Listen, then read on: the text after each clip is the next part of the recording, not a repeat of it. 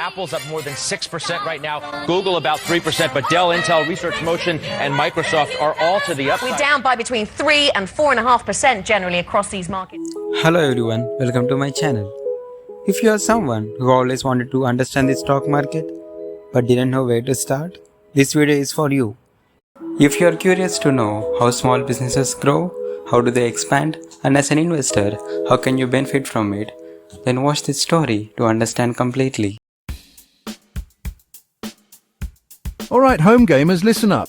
We're talking about a young gun, a real go-getter. His name is Abechi, just 22 years young, hailing from the vibrant city of Bangalore, India. Abechi is a young 22-year-old working in an IT firm, a solid gig, sure, but his heart wasn't in the code. Not entirely. He had that fire in his belly, that entrepreneurial spirit that screams, I want more. He was dreaming bigger than his cubicle, believe me. He wanted to build something, create something with his name on it. Abi was sharp, a real thinker.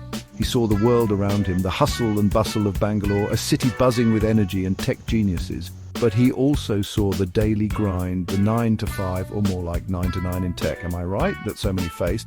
He felt it too, and he thought, there has to be more than just debugging software and attending meetings. He yearned for independence, for the thrill of building an empire, or even a small one to start. This kid wasn't afraid of hard work, he was afraid of not trying.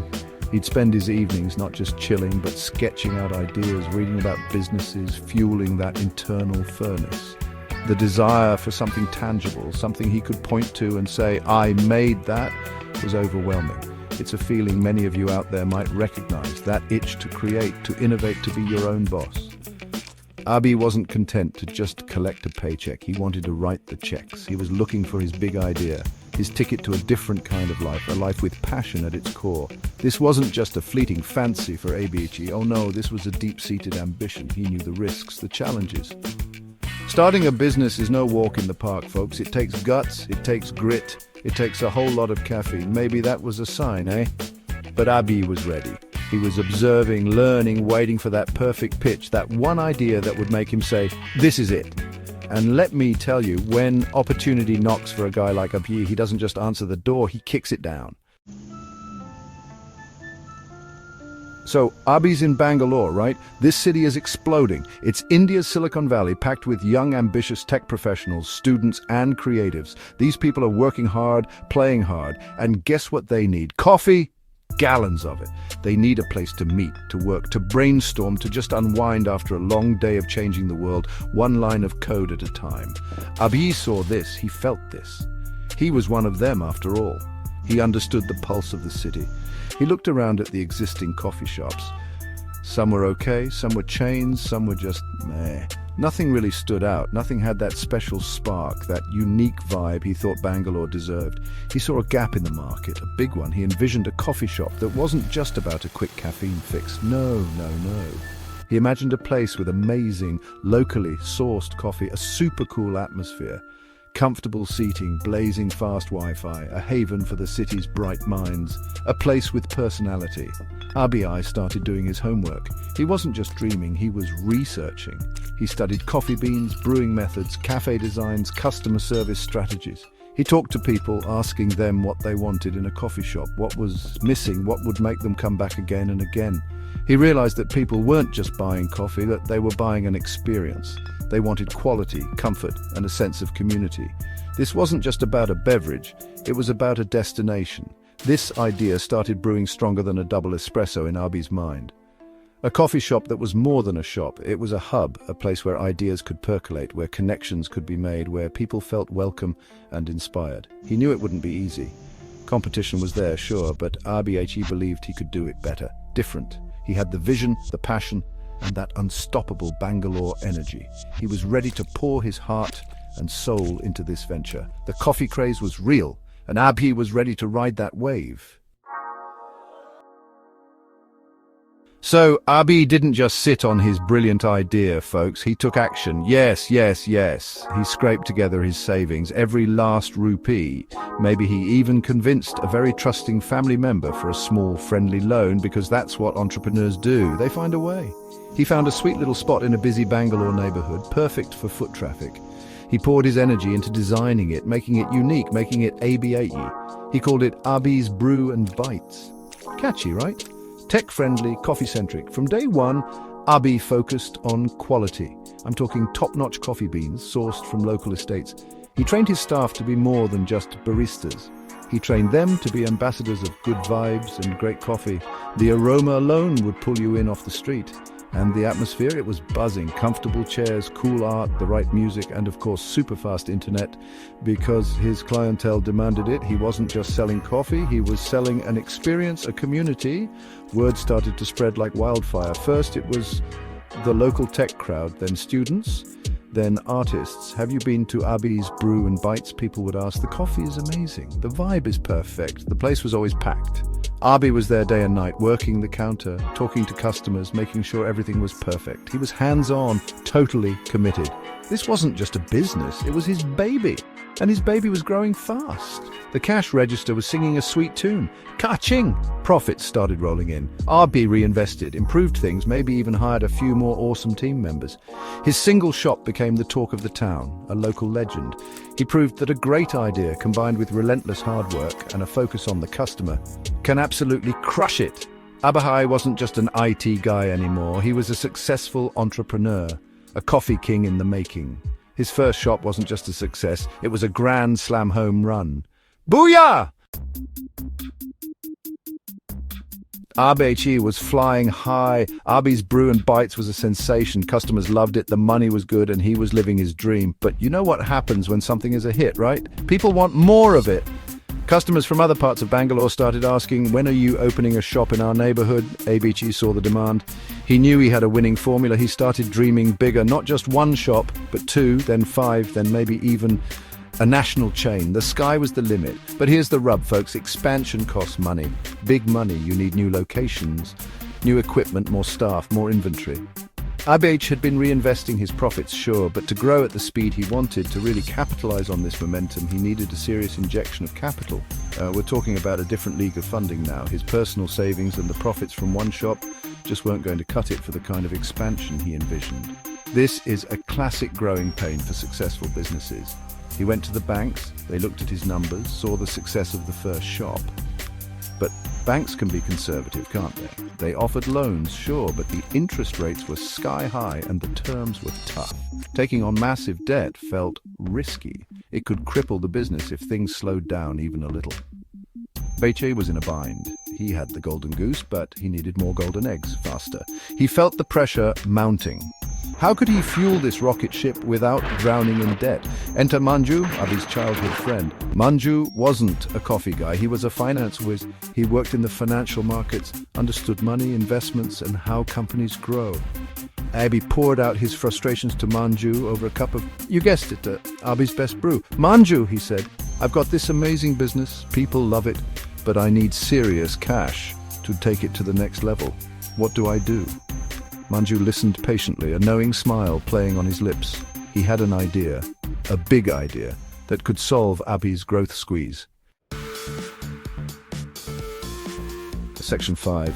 Manju's market magic stocks explained. Listen up. Manju took a sip of his coffee and said, Abe Chai, my friend. Your coffee shop is a company, right? A successful one.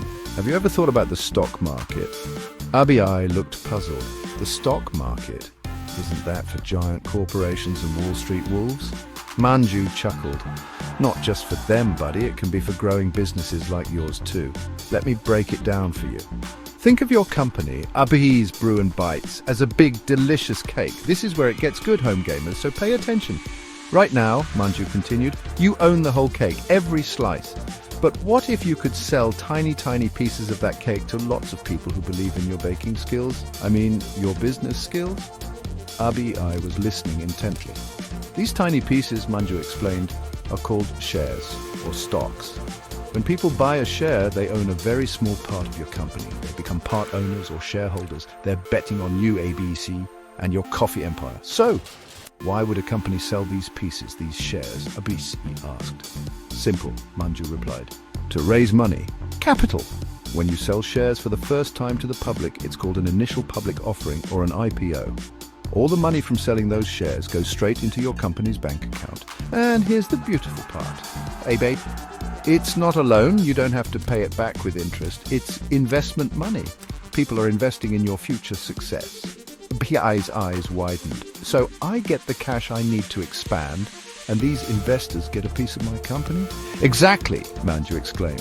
They're hoping that, as Abby's Brew and Bites grows and becomes even more profitable, the value of their shares will go up. They can then sell their shares for a profit later. Or if your company does really well, you might even pay them a portion of the profits, called dividends.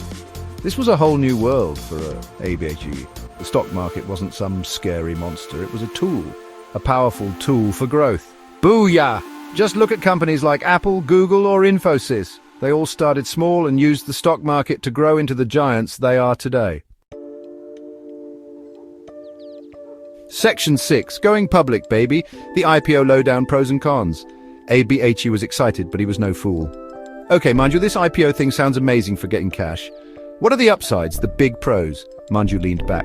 Pro number 1, the big kahuna capital. Lots of it. Enough to open those new shops, upgrade your equipment, hire more people, maybe even launch a national marketing campaign. This is rocket fuel for your growth, Abuwai. Think big, think national, think Abby's Brews everywhere. This was music to Abby's ears. Another pro, Manju continued, is visibility and prestige. When your company is listed on a stock exchange, everyone knows your name. It adds credibility. Customers trust you more. Suppliers might give you better terms, and it's easier to attract top talent. You're not just Abby's Brew and Bites anymore. You're abbysbrewsinc.com, quote, a public company. That's a big deal. Plus, you can use stock options to reward your loyal employees, making them part owners too. But hold your horses, Abai, Manju cautioned. It's not all sunshine and rainbows. There are cons, and you need to know them. The biggest one? You're not the sole owner anymore. When you sell shares, you're selling parts of your company. You'll have shareholders, and they have rights. You'll have a board of directors, and you'll need to answer to them. You won't have 100% control like you do now. Decisions might take longer, and you'll have to consider what's best for all shareholders, not just you. And another thing, Abichi, Manju added, his tone serious, going public means living in a fishbowl. No more secrets. Public companies have to disclose a lot of information, their financials, their strategies, their challenges. You'll be under constant scrutiny from investors, analysts, and the media. There's pressure to deliver results every quarter. It's a different ballgame with more rules and more pressure. Are you ready for that kind of spotlight? ABI had a lot to think about. This was a massive decision, a real turning point. Section 7. Investor Power Hour, sharing the gains and the pains. ABHI pondered, okay, Manju, I see the pros and cons for me and the company, but what about the people who buy these shares, the investors? How do they benefit? And what are their risks? This is important, right? Manju nodded. Absolutely, AB. It's a two-way street. Investors are putting their hard-earned money into your company, so they expect something in return. The primary way they benefit is through capital appreciation. That's a fancy way of saying the stock price goes up. Here's how it works, Manju explained. If Abhi's Brews Inc. does well, expands, makes more profit, then the company becomes more valuable. As the company's value increases, the price of each share tends to go up too. So if someone buys a share for, say, 100 rupees and your company knocks it out of the park, that share might become worth 150, 200, or even more. The investor can then sell their shares and pocket the difference. That's the dream, right? Buy low, sell high. Ka-ching! Another way investors can benefit, Manju continued, is through dividends. Some profitable companies choose to distribute a portion of their profits directly to their shareholders. Think of it as a thank you gift for being an owner. It's like getting a small slice of the company's earnings every quarter or every year. Not all companies pay dividends, especially young, growing ones that prefer to reinvest all profits back into the business. But it's a potential bonus for investors in more established, profitable firms. But here's the crucial part. ABHI, the risk, Manju emphasized, his voice firm. Investing in the stock market is not a guaranteed win. No, no, no. If your company struggles, if profits fall, if you make bad decisions, or even if the overall economy takes a nosedive, the stock price can go down. Investors can lose money. Their 100 rupee share could drop to 50 rupees, or even less. There's no safety net. They are sharing in the potential success, but they are also sharing in the potential failure. It's a risk-reward game, always.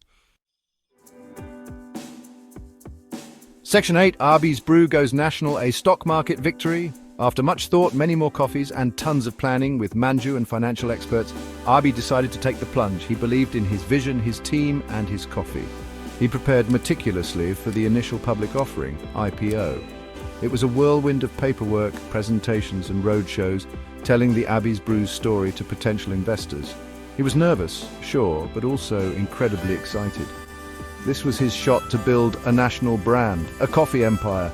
And guess what, home gamers? The IPO was a smash hit. Investors loved Arby's story, the quality of his coffee shops, and his ambitious growth plans. The demand for Arby's Brews Inc. shares was through the roof. The company raised a boatload of cash, way more than Arby could have ever gotten from banks. He was ecstatic. The stock started trading, and the price immediately popped.